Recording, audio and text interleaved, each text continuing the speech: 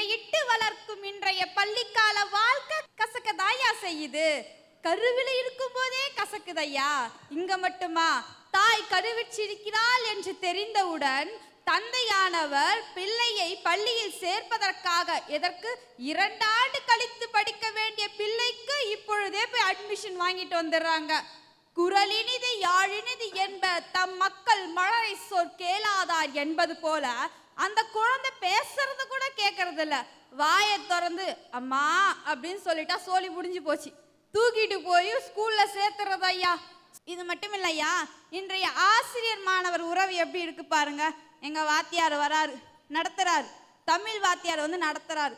செல்லுனா போன்னு சொல்றாரு. சரி, பீரியட் முடிஞ்சு போச்சு. அடுத்து இங்கிலீஷ் வாத்தியார் வராரு. செல்லுனா செல்போன்னு சொல்றாரு. ஓ, அது இல்லை போல, இதோ நாங்க நினைச்சுக்கிறோம். அடுத்து அறிவியல் வாத்தியார் வராரு. செல்லுனா அது ஒரு பாக்டீரியாக்குள்ள இருக்க உயிரின்ற. என்னடா இது, 3 பேரும் 3 விதமா நடத்தினா நாங்க என்னத்தை பண்றது அப்படின்னு சொல்லிட்டு நாங்க புலம்பிட்டு இருக்கோம். ஒரு காலத்துல நான்லாம் வாத்தியாரை பார்த்தனாவே, நான் இந்த நிலைமைக்கு வரேன்னா அது காரணம் என்னுடைய ஆசிரியர் தான் சார், நான் இல்லைன்னு சொல்ல மாட்டேன்.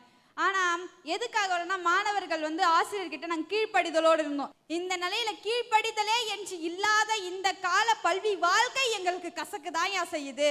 கல்வின்றது எதுனா, ஒரு மாணவர் வந்து இருட்டிலிருந்து வெளிச்சத்திற்கு வருவதற்காக தான். மதிப்பெண்ணின் மயத்தை மட்டுமே நோக்கி இருக்கின்ற கல்வி முறை பாருங்க.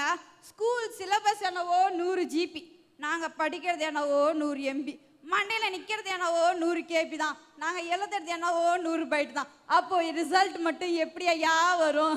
நல்லதொரு வாய்ப்பை தருகிற அனைத்து நல்லுள்ளங்களுக்கும் நன்றி கூறி விடைபெறுகிறேன். நன்றி, வணக்கம்.